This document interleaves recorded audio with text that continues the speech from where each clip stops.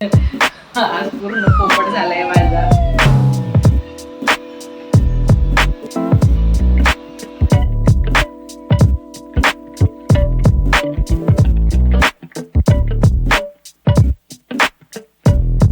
मला 4:15 म्हणजे 4:15च्या दरम्यान काहीतरी दुपारच्या टायमिंगला मी ही कविता लिहिलेली आहे. रामकृष्ण हरी सर्वांना. व्हिडिओ शूट करायचं कारण म्हणजे मी मस्त उन्हाळा चालू आहे म्हणून माझ्याकडे बीट होतं शिल्लक भरपूर असं, तर ते बीट आणि आवळा जो आहे तो आवळा मी व्यवस्थित खिसून ताटामध्ये ठेवलेला होता. पण आज चक्क ऊनच नाही आहे, पूर्ण दमट वातावरण आहे.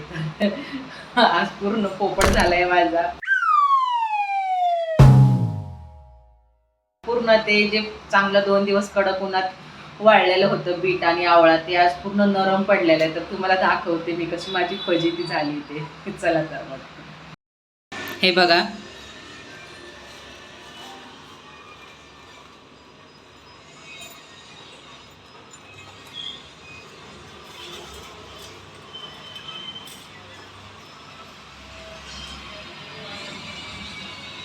पूर्ण असं जे व्यवस्थित मी क्रंची जे झाले तुम्हाला सांगितलं ना, तर ते आता पूर्ण नरम पडलेलं आहे.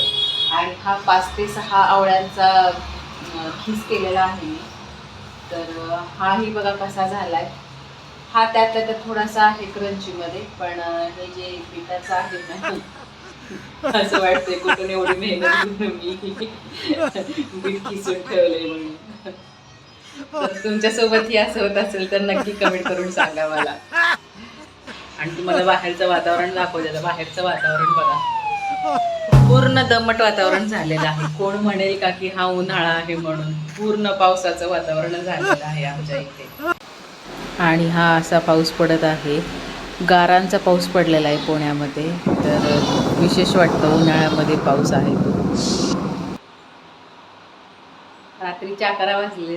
सगळे कामं झालेले आहेत. भांडे घासण्यापासून पूर्ण किचन कट्टा जो आहे तो सगळा साफ करणं, चांगला व्यवस्थित गॅस वगैरे धुवून काढला. त्याच्यावर थोडंसं सकाळी दूध वगैरे सांडलेलं होतं, तर ते गॅस कट्टा छान धुवून काढला आणि मस्त धुतले. म्हणून चला म्हणलं रांगोळी पण काढूयात, म्हणून गॅसच्या समोर अशी छोटीशी रांगोळी काढत छान हळदी कुंकू वाहिलं. आणि मेन म्हणजे आज मी मसाल्यांचे डब्बेही धुतलेले आहेत. तर सकाळी कसं होतं ना, खूप म्हणजे खूप घाई होती सकाळी कामं करताना. मग आता काय आहे, पटकन ते धुतलेले जे भांडे आहेत आपले मसाल्याचे डबे जे आहेत, ते डबे लगेचच मी पुसून छान त्याच्यात सगळे मसाले भरून ठेवते. तर चला तुमच्यासोबत मी शेअर करते.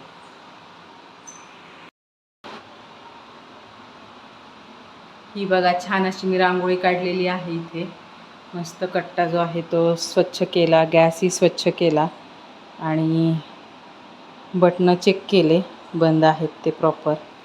छोटीशी छान रांगोळी काढली. आणि आता हा मसाल्याचा डब्बा आहे. वाळलेलाच आहे पण थोडंसं ओलसर आहे, ते जरासं पुसून घेते आणि मसाले भरून घेते. चला तर मग.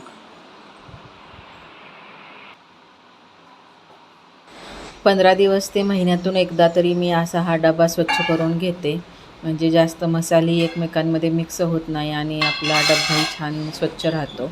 आणि मसाले डब्यांमध्ये भरतानाही आपल्याला कळतं कोणते मसाले संपत आले आहेत आणि कोणते मसाले अजून शिल्लक आहेत. त्याप्रमाणे आपल्याला डीमार्टमधून ते परत आणताही येतात.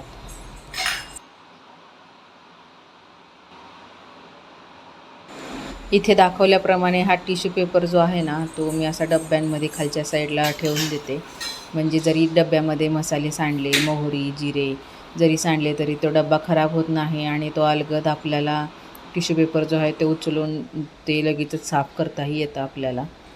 जे बेसिक मसाले आहेत तेच मी ह्या डब्यामध्ये भरत आहे. जसं की खिसलेलं खोबरं आहे माझ्याकडे, ते परत काळं तिखट, तांबडं तिखट, हळद, मोहरी जिरे, हे सगळं काय आहे ते मी त्या छोट्या छोट्या डब्यांमध्ये भरून घेतलं. काळं तिखट जे आहे ते शक्यतो मी भाज्यांनाच यूज करते. जे आमटी किंवा दाल तडका करायचा असतो त्याच्यामध्ये फक्त मी तांबडं तिखटच यूज करते. काळ्या तिखटामुळं ना थोडी चव बिघडते, पण नुसतं तांबडं तिखट जर वापरलं आपण आमटी करताना तर आमटी खूप चवीला छान होते.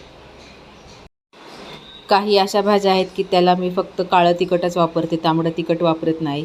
तर तशा भाज्या कोणत्या, तर मटकी असू दे रस्सा केलेली मटकीची भाजी किंवा गवारीची भाजी, त्याला फक्त मी काळं तिखटच वापरते. आणि काळ्या तिखटातले हे 2 भाज्या ज्या आहेत, मटकीची भाजी आणि गवारीची भाजी, ही खरंच चवीलाही खूप छान लागते. तुम्हीही ट्राय केली नसेल तर नक्की ट्राय करा. काळ्या तिखटामध्ये गवारीची किंवा मटकीची भाजी बनवायची. आणि सगळा काही डबा असा भरून झाला की मी तिथली जागाही व्यवस्थित स्वच्छ करून घेतली. कितीही दिवसभरात कामं झालेली असू द्यात, पण संध्याकाळच्याला मी कंटाळा कधीच करत नाही. ती एक सवय लागून गेलेलीच आहे मला, जे म्हणजे कट्टा स्वच्छ असल्याशिवाय झोपायला जात नाही. कारण का उद्याच्याला लगेचच दुसऱ्या दिवशी आपल्याला काम करायला इझी पडतं. गॅसची किंवा अन्नपूर्णा देवीची रोज पूजा करायला मला काही जमत नाही, पण मंगळवार, शुक्रवार असे जे ठराविक दिवस आहेत त्या दिवशी नक्की मी आवर्जून गॅससमोर रांगोळी काढते आणि छोटंसं साखरेचा डबे ठेवून पूजाही करते. 3 गोष्टी ज्या आहेत त्या मी तुमच्यासोबत शेअर करणार आहे. तर पहिली म्हणजे ही बीट पावडर. ही तुम्हाला दाखवलेलं मी अगोदर, जे उन्हामध्ये बीट खिसून वाळवलं होतं चांगलं 3-4 दिवस. चांगलं कडकडीत वाळल्यानंतर त्याची मी अशी पावडर तयार केलेली आहे. तर ह्या पावडरीपासून वेगवेगळ्या रेसिपी आपण तयार करू शकतो, जसे की बीट लस्सी, किंवा हे पावभाजीमध्ये पण जर टाकली ना पावडर, तर पावभाजीला जो कलर आहे तो खरंच खूप छान येईल. तर ह्या सगळ्या रेसिपी ज्या आहेत त्या मी तुमच्यासोबत नक्की शेअर करणार आहे. आणि ही बीट पावडर आणि त्याच्यासोबतच ही आवळा पावडर. तर ही आवळा पावडरपासून आवळा ज्यूस किंवा आवळ्याचं सरबत आपण तयार करू शकतो. तर हेही तुमच्यासोबत मी नक्की शेअर करेन. आणि अजून एक महत्त्वाची गोष्ट, हे माझ्या हातात पाहतायत ना छोटे छोटे 2 मडके. तर आज पहिल्यांदा माझ्या आयुष्यामध्ये मी पहिल्यांदा ह्याच्यामध्ये दही लावलेले. मला पाहायचं हे ॲक्च्युली दही किती घट्ट लागतं ते. कारण काय, हे मडकं जे असते त्याच्यामध्ये पाण्याचा अंश जर दुधामध्ये असला ना, तर ते पाण्याचा अंश जो आहे तो सगळं मडकं जे आहे ते शोषून घेतं. तर आता बघूयात आपण ह्याच्यातलं दही कसं लागतंय आणि चवीलाही कसं लागतंय ते. आत्ता जस्ट मी विरजण टाकले ह्याच्यामध्ये. आता उद्याच्याला बघूयात हे कसं लागतंय ते. खूप एक्सायटेड आहे ह्याच्यासाठी खास म्हणजे. तर चला.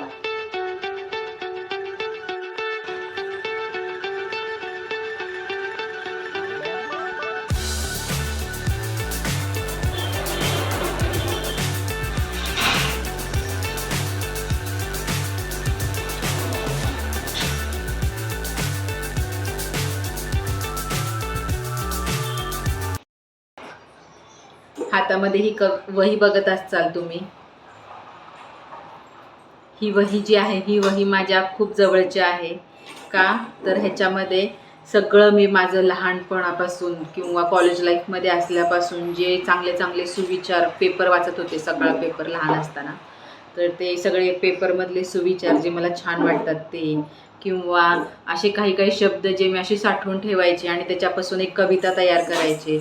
तर त्या सगळ्या कविता ज्या आहेत ते मी ह्या वहीमध्ये लिहून ठेवलेल्या आहेत. त्याच्यामुळे ही वही जी आहे ना, ही माझ्या खूप म्हणजे खूप मनाची जवळची आहे. आणि सांगायची गोष्ट म्हणजे जवळपास मी 20 ते 25 कविता केलेल्या असतील मराठी लँग्वेजमध्ये. सगळ्या अशा काल्पनिक गोष्टींवरती आधारित ह्या कविता आहेत माझ्या. तर त्याच्यातीलच एक कविता आहे ती तुम्हाला मी आत्ता शेअर करते. आणि इथे तुम्हाला टाईम दाखवते मी. इथे डेट आणि टाईम दिलेला आहे. तर 2016 साली मी ही कविता केलेली. म्हणजे साधारण मी त्या टायमिंगला SY किंवा FY मध्ये असेल, तर तेव्हा मी ही कविता लिहिलेली होती. तर तुम्हाला मी बॅक कॅमेराने दाखवते. तर आता तुम्हाला मी ही कविता वाचून दाखवते. तर कवितेचं टायटल जे आहे ते आहे एका मंदिराची गोष्ट. ही गोष्ट आहे अद्भुत अशा मंदिराची. मंदिरातील देवाचे दर्शन होईल कवितेच्या शेवटी. दर्शनासाठी नाही गरज रांगेची, अलगद चढत जाचाल पायरी मंदिराची. मंदिरातील विशाल गाभाऱ्यात दिसतील स्थिरतेचे खांब. बघुनी स्थिरतेचे खांब चंचल मन होईल शांत. उत्सुकतेने धावतील दर्शनाच्या दिशेने पावले. विशाल गाभाऱ्यातूनच होईल मुखदर्शन देवाचे. एक एक पाऊल पुढे जात दिसेल प्रकाश लख्ख. तिथला बघुनी आरसा सगळेच होतील थक्क. या मंदिरात शोधत बसचाल सगळीकडे देव, पण आरशात पाहून ज्याला समजेल तोच खरा देव. देव देव म्हणत आपण सगळीकडे फिरतो, पण माणसातील देव शोधताना मात्र हरतो. माणसातील देव शोधा हेच सांगणे आहे तुम्हाला. म्हणल्याप्रमाणे झाले ना शेवटी देवाचे दर्शन तुम्हाला.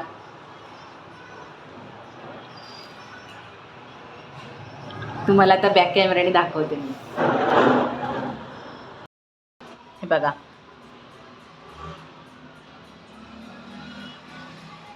10 नोव्हेंबर 2016ला 4:15 म्हणजे 4:15च्या दरम्यान काहीतरी दुपारच्या टायमिंगला मी ही कविता लिहिलेली आहे. तर एका मंदिराची गोष्ट. ही गोष्ट आहे अद्भुत अशा मंदिराची. मंदिरातील देवाचे दर्शन होईल कवितेच्या शेवटी. दर्शनासाठी नाही गरज रांगेची, अलगद चढत जाचाल पायरी मंदिराची. मंदिरातील विशाल गाभाऱ्यात दिसतील स्थिरतेचे खांब, बघुनी स्थिरतेचे खांब चंचल मन होईल शांत. उत्सुकतेने धावतील दर्शनाच्या दिशेने पावले, विशाल गाभाऱ्यातूनच होईल मुखदर्शन देवाचे. एक एक पाऊल पुढे जात दिसेल प्रकाश लख्ख, तिथला बघुनी आरसा सगळेच होतील थक्क. या मंदिरात शोधत बसचाल सगळीकडे देव, पण आरशात पाहून ज्याला समजेल तोच खरा देव. देवदेव म्हणत आपण सगळीकडे फिरतो, पण माणसातील देव शोधताना मात्र हरतो. माणसातील देव शोधा हेच सांगणे आहे तुम्हाला. म्हणल्याप्रमाणे झाले ना शेवटी देवाचे दर्शन तुम्हाला. आणि इथे मी इथं माझी साईन केलेली आहे. ही एक कविता मी तुमच्यासोबत शेअर केलेली आहे. तुम्हाला कशी वाटली नक्की कमेंट करून मला सांगा. आणि जर तुम्हाला अजून नवीन नवीन माझ्या ह्या कविता ऐकायच्या असतील तर तेही कमेंट करून मला नक्की सांगा. मी तुमच्या कमेंटची आतुरतेने म्हणजे खूप आतुरतेने वाट बघत आहे.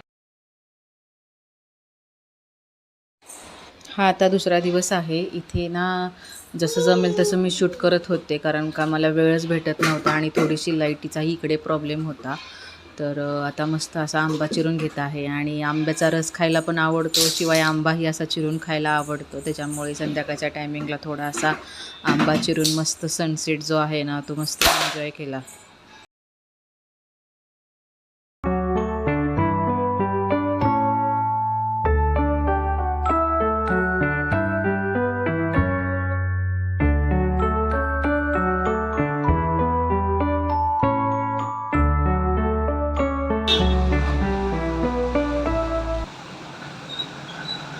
साडेसहा ते 6:45च्या दरम्यानमधील हे टायमिंग आहे. आणि इथे सनसेट बघा किती छान दिसत आहे. आणि मस्त सनसेट एन्जॉय करत आंब्याच्या ज्या फोडी आहेत त्या उन्हाळ्यामध्ये खात बसलेलो आहोत आम्ही.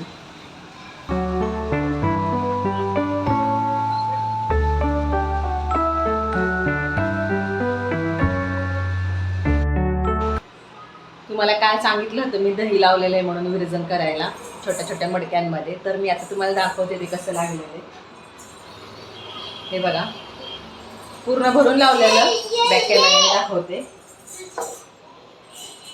हे बघा, पूर्ण भरून लावलेलं. तर ते पाणी शोषून केवढं हे झालेलं आहे. पण ह्याच्यात थोडासा अजून आहे पाण्याचा अंश. खूप छान लागले दही. चवीला पण छान वाटायला लागले, खायला काहीतरी वेगळं.